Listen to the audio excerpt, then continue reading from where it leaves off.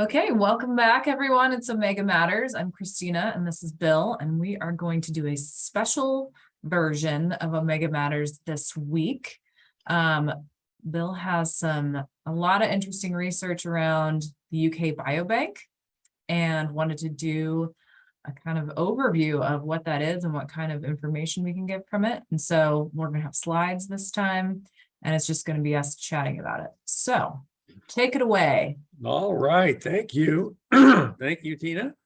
Let me go ahead and share my screen here.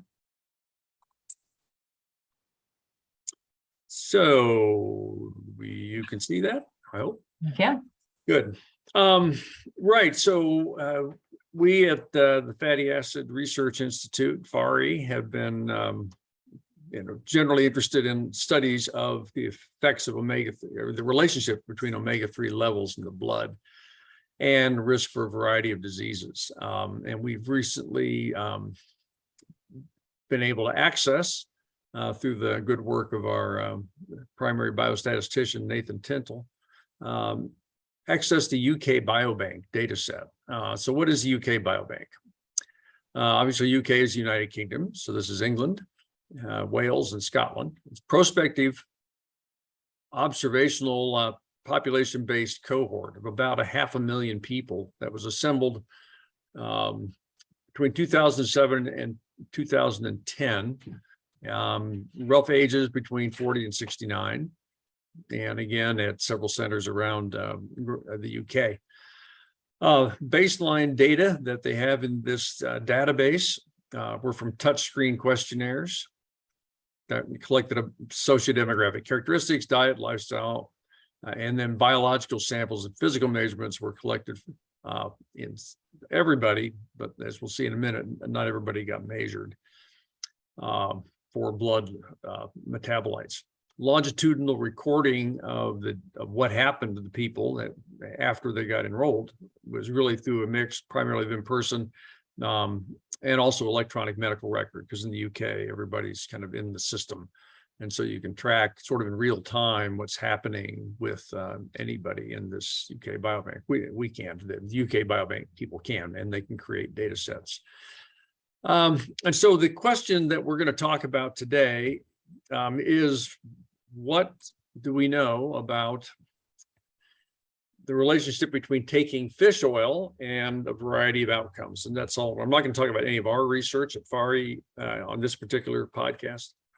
I want to talk about what other people have done. And virtually all of these studies I'm going to talk about have been done by Chinese investigators who have gotten onto the UK Biobank and are asking these good questions.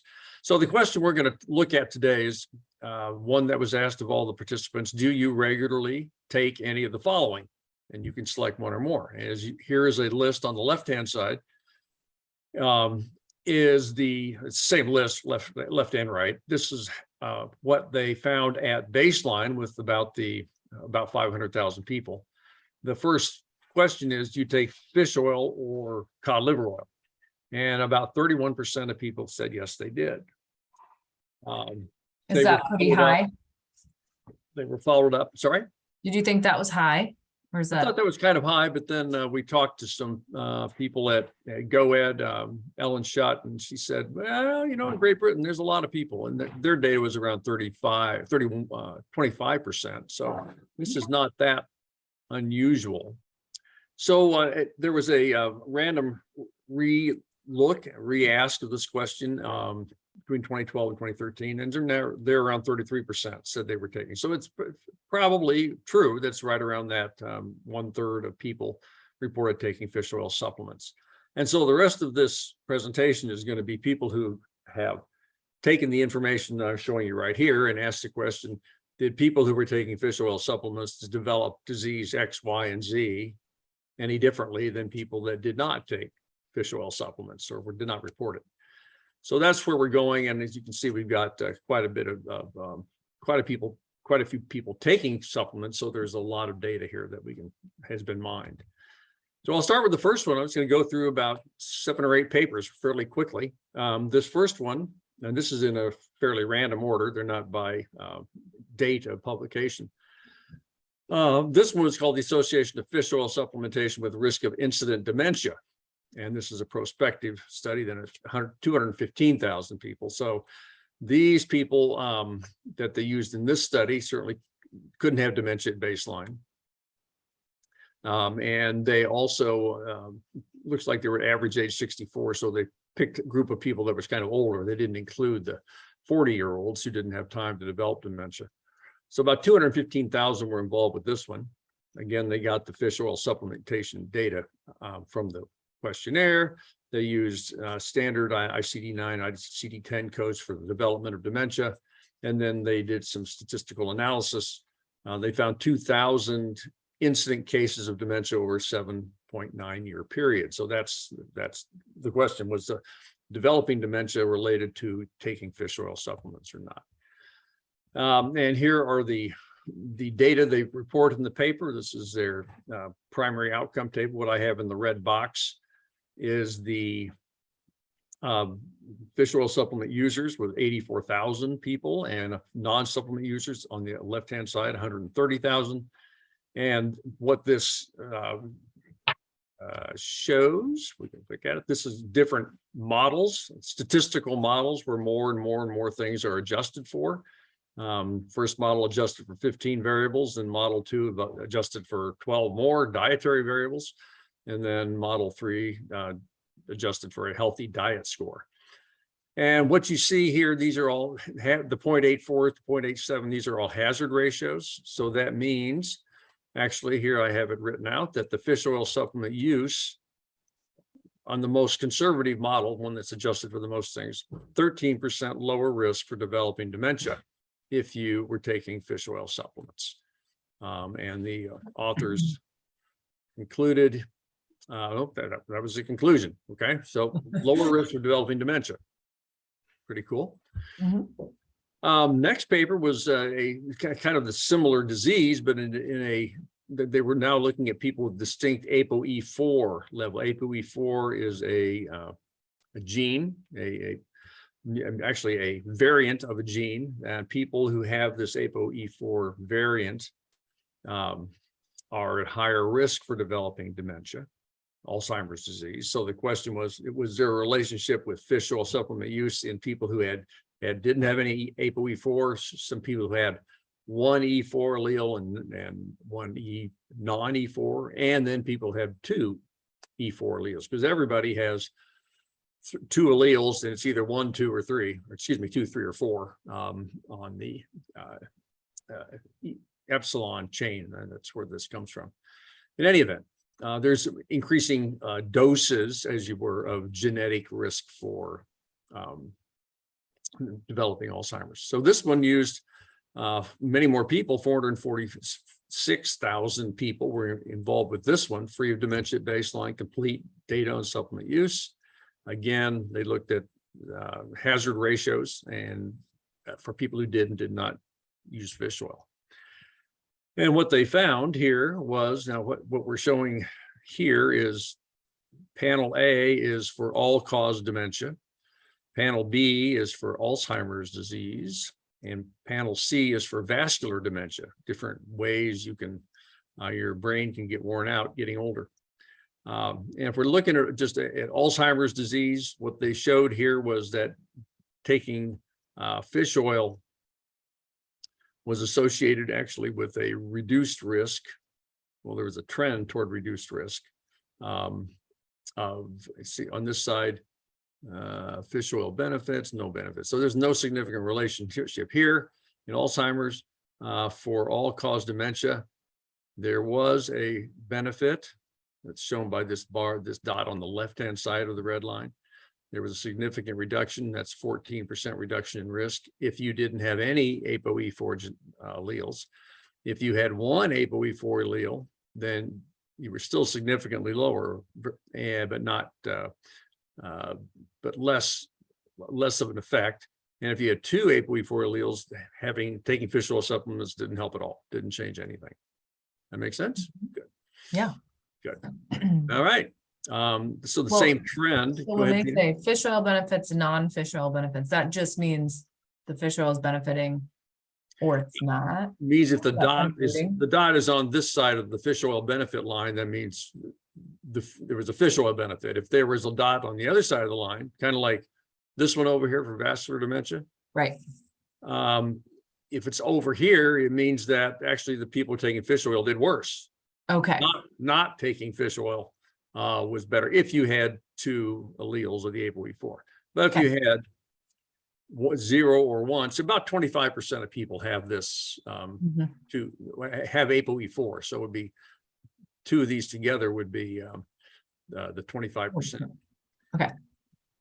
So that's non-actual adverse effects. This could be viewed as an adverse effect, whereas these are beneficial effects. So taking fish oil, if you for like 80% of the population that doesn't have E4, actually it's probably 90% of the population that doesn't have E4 is beneficial. So, yeah. For vascular dementia and for all-cause dementia, and a trend for Alzheimer's disease. So they concluded fish oil supplement use was associated with reduced risk for dementia, more in those without ApoE4 than those with it. Yeah. Yes. Yep. So and it just kind of fits with some stuff that we've been doing here at FAR as well. Nice. All right, what's the next one? These are all over the map. Here we're looking at primary liver cancer. These researchers were interested in cancer. And they asked the same question everybody else is asking. It started with 430 some patients free of cancer at baseline. And again, they were computing hazard ratios for developing liver cancer associated with fish oil use. And they adjusted for a variety of other things like they always do. And so what we have here on the right-hand side is their primary results. This top box is liver cancer at all. And then this second box is hepatocellular carcinoma. So that's a certain subset of liver cancer. And then there's intrahepatic cholangiocarcinoma. That's a different kind of liver cancer. So these are subsets of the two. As you see, there's 205 cases of total liver cancer, which is about a little bit more than the sum of those two. So what they find for total liver cancer. So you look at the multivariable adjusted hazard ratio, where people who were not taking fish oil are the reference group, and people who were taking fish oil, the hazard ratio is 0.56. So that's a 44% lower risk of developing liver cancer if you were taking fish oil supplements. Impressive. And there's 2 subsets, 0.48 hazard ratio for hepatocellular carcinoma, 52%, and then 0.6 for this cancer, 40% reduction, all statistically significant. So pretty interesting. They did find that there was as we say here, fish oil supplement use associated with 40 to 52% lower risk of developing liver cancers. Yeah. And it looks like they adjusted for a whole heck of a lot of things. Yeah, with all the fine print down here. Yeah. That they adjusted for. Right. Of course, everything that we're going over today is, or I guess you'd call it hypothesis generating data, because you can't prove cause and effect. Observational biomarker, or this is actually reported fish oil use based intake. So this is interesting information that supports a beneficial effect so far of fish oil, but doesn't prove that the fish oil is doing it. What's the next disease du jour here? It's inflammatory bowel diseases. And here we're looking again at 450,000 touchscreen questionnaires, et cetera, et cetera. They had 1,600 incident cases of inflammatory bowel diseases, broken into 2 categories: Crohn's disease and ulcerative colitis. And about twice as many had ulcerative colitis as had Crohn's. So they're going to look at both of these. And what they found here was, again, looking at our hazard ratio, here's the non-fish oil users, 308,000, 140,000 people using them. Looking at the multivariable adjusted hazard ratio with the non-fish oil users as the reference group, 0.85. So that's a 15% reduction in risk for ulcerative colitis in people that were taking fish oil supplements. Crohn's disease, 0.88. That's fundamentally a 12% lower risk, but it was not statistically significant. 0.22 is the p-value, so we can't say there was any effect. There certainly is a trend that direction. This is a much smaller number of people, so it's more difficult to get a significant p-value. What the authors concluded: habitual use of fish oil supplements significantly associated with lower incidence of inflammatory bowel disease and its subtype ulcerative colitis, but not in Crohn's. And altogether, these are probably ascribed to the anti-inflammatory effects of omega-3. Yeah, and it also is important. It's maybe obvious to us, but just when we talk about lower risk for these multifaceted diseases and nutrition, like this is not a medicine. This is a nutritional component. This is a nutritional supplement. And so it's kind of important to not think, oh, I take this supplement and I won't get ulcerative colitis. That's not, right. That's many, many, many steps beyond what this says. This just means there are a lot of people who had ulcer UC in both groups, but a lot more of the non-fish oil users had it compared to the fish oil users. So it's, I think we get like sucked into thinking that if I get it, if I take fish oil, I'll never get these things. It's that's potentially lowering risk. Needs right. More evidence, but just in the wild, you're just looking at people living their lives, which is what's cool about the UK Biobank, is that it's fairly representative. Right. It's not like an omega quant cohort is not representative, because people who work with us choose to work with us and buy their own test kits. Right. That's not representative, but this is just anybody going to their doctor. So that's the power, and it's huge.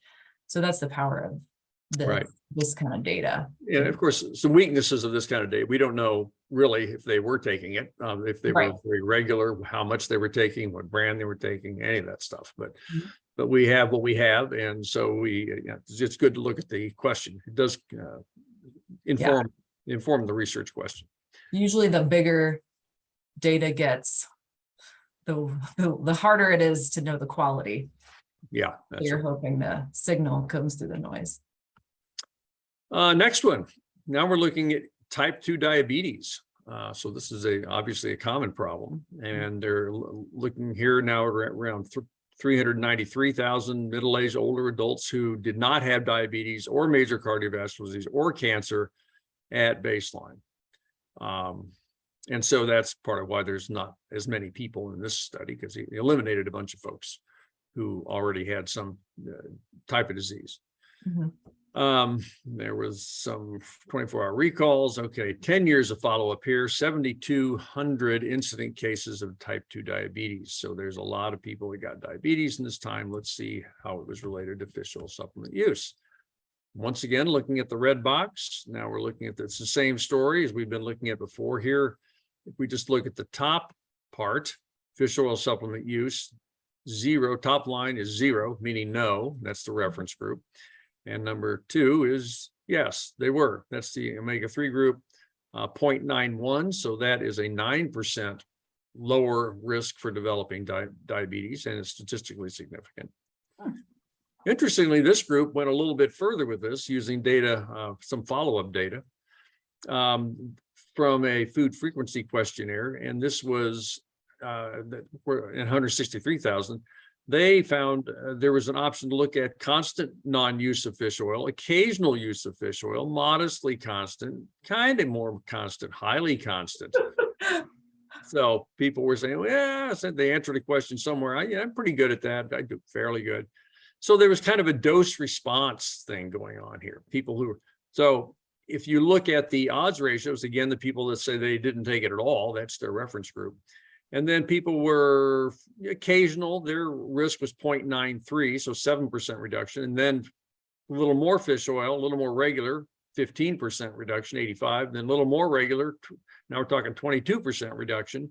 And then highly constant at 23% reduction. So we're very similar here at the end. But and again, they say any constant use, not just, I say I take it, any constant use 0.82. So that's overall 18% lower risk. So in any event, that's a very nice kind of a dose response relationship that we see. People who are more regular taking fish oil supplements are seem to have lower risk of developing diabetes. And if you could read the microtype in the bottom, you see all the things that they adjusted for, trying to control for that whole healthy lifestyle stuff that we always hear about omega-3s being a surrogate for. And so can you explain that a little bit more? Right.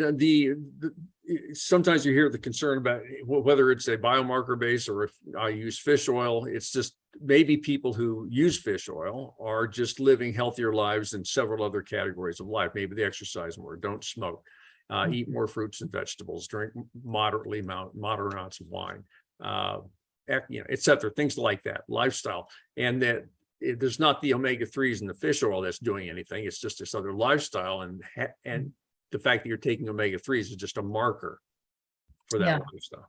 And so we try statistically, the only way to really test that is with a randomized trial. Just randomize people in two groups, and then every lifestyle factor is evenly distributed in both groups. So that controls for it.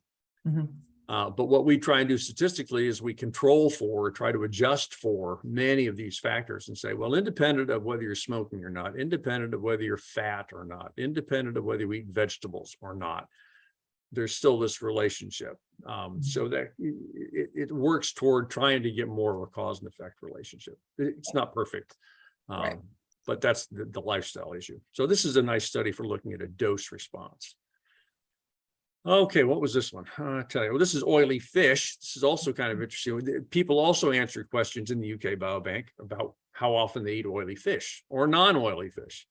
And so what they found here was, again, if you just look at the oily fish intake versus here's non-oily fish, and then again, look at the yes, more. You see the same kind of thing. People who are eating more and more oily fish have lower and lower risk of developing diabetes.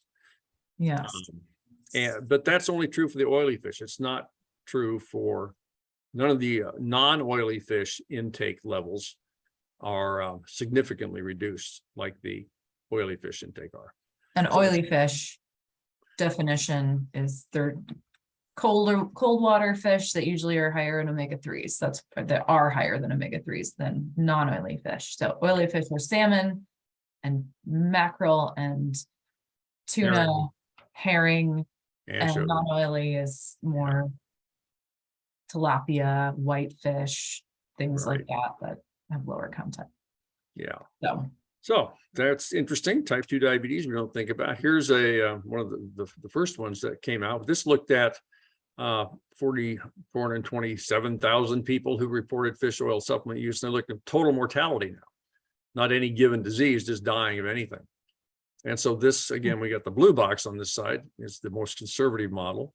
On the first line, it's risk for all-cause mortality or dying from any cause, 0.87. So that if you figure it out by now, you just subtract that from 100 and you get 13% lower risk of death from any cause. And it was cardiovascular mortality is the next line, 0.84, 0.80 is myocardial infarction mortality, dying of a heart attack. That's 20% lower risk. Stroke was not statistically significant, probably because there's not many strokes. You can see thousands over here and only 400. Cardiovascular events, MI, and stroke, etc., were lower with people who were taking fish oil supplements. So there's another good sign there that things were happening. Again, 15%. And so there was death from those things and just having one of those events, and the fish oil was stronger at preventing death from those events, but less strong about whether or not you'd actually get a heart attack. Like you could get a heart attack and more likely survive. Although it affected all of them, but. So that's this example here. So just having an MI, whether you survived it or not, there's 5,300 people that had an MI and 1,000 people died of MI. Yeah. So the odds are 0.92. That's 8% lower risk, but the odds of dying are 20% lower. Yeah. If you're taking supplements, right? Okay. What's next? We're getting close to the end here. Let's see. This one is bone fractures. Again, almost everybody, 500,000-ish people were in this. They looked at over 8 years who broke what. And what they found, it's kind of tiny. In fact, it's so tiny, I'm gonna blow it up here. This is the column we're looking at. Yeah. So this is the most conservative model. Total fractures, 0.93, statistically significant, 7% lower. Hip fractures, 17%. Vertebral, 15% lower, and other fractures still significant, but only 5%. So primarily hip and vertebral. The same kind of story in total recurrent fractures, significantly lower for vertebral, not for hip. But anyway, so the conclusion of that one is it's just a lower incidence and recurrence of total fractures associated with taking fish oil supplements. How's that? Have you ever seen anything in that area of research before?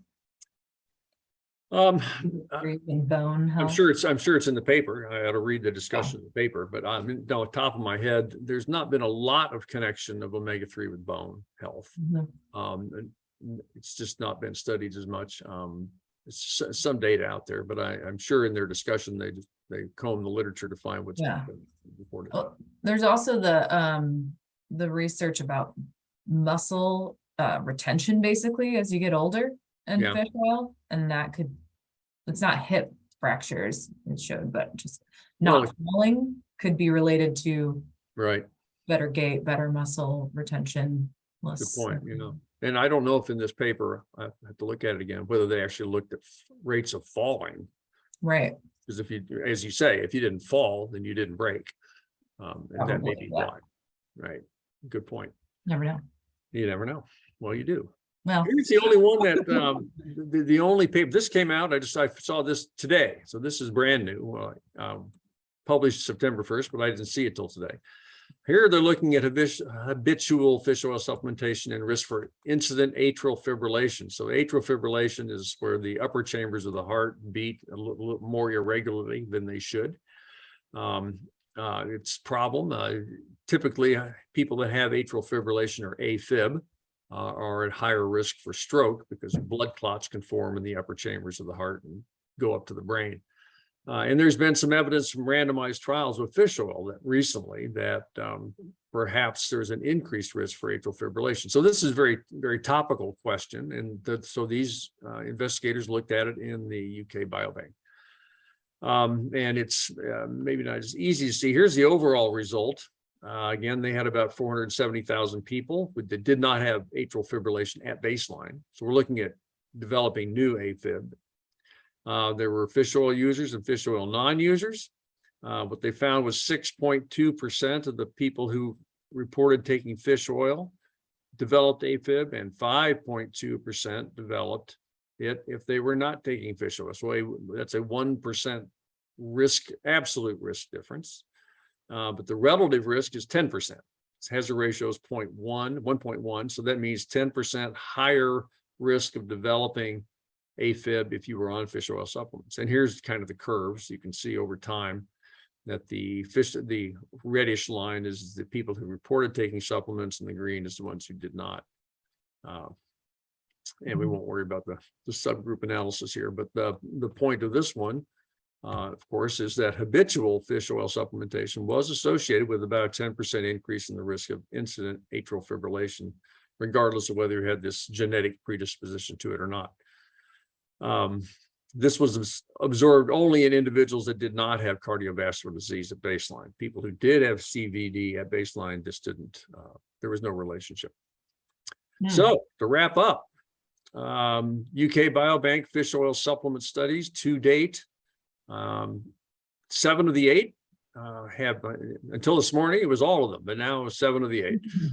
Studies examining the relationship between supplement use and disease outcome were statistically significant benefit was shown for users in developing type 2 diabetes, fractures, dementia, primary liver cancer, or total mortality. The one exception, as we just said, was atrial fibrillation, where risk was about 10% higher in users. And most of these studies did control for other healthy lifestyle factors that might otherwise explain these associations. So I will stop there. You're not supposed to take your diet and health advice from large epidemiology studies, but how do you balance the good news with the AFib news? Yeah.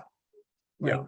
this is helpful for these things, but maybe Yeah, when we talked with Dr. James O'Keefe, a cardiologist who is part of our FARI research team, he said, as I sent this to him this morning, he said, well, it probably is right because it increases vagal tone, which is part of why you don't have fatal heart attacks, why MI death is down. But one of the other side of that coin is an increased risk for atrial fibrillation. So it's not surprising. It's consistent with what other people see. Is it a worry? It's something that, not being a medical doctor or a cardiologist, I can't give advice on that. It's something nobody really wants to have, but if it protects you against 15 other adverse outcomes, and you take a 1% increase in risk, absolute risk, it might be worth the balance. Yeah, and there's maybe more to be learned about dose and fish versus fish oil, that kind of thing. I mean, a lot of the studies we saw it in were pharmaceutical level. Yeah, they're high dose, right. And we do have people are probably not taking that much. Not taking that much, no. So it was small, but we have a study in the Force Coalition that's looked at blood levels of omega-3 and risk for AFib, and we find a lower risk for AFib in people that have higher blood levels. So this is not a clear story yet. And that's why we continue to do research on this to try to understand how to balance the benefits and risks of omega-3, these different conditions. And hopefully we'll be getting into blood levels in this population, in this UK Biobank. That's something we want to look at is, about 1/4 of the population, they randomly took blood, and we have blood levels. So we'll be able to see if there's the same relationship they saw with reported supplement use in actual blood levels. Yeah, cool. Good. Well, thank you for sharing. Yes. A little roundup of studies, and we'll be following up on it, I'm sure. We will. Great. Okay, thanks. Good to be with you. Bye-bye.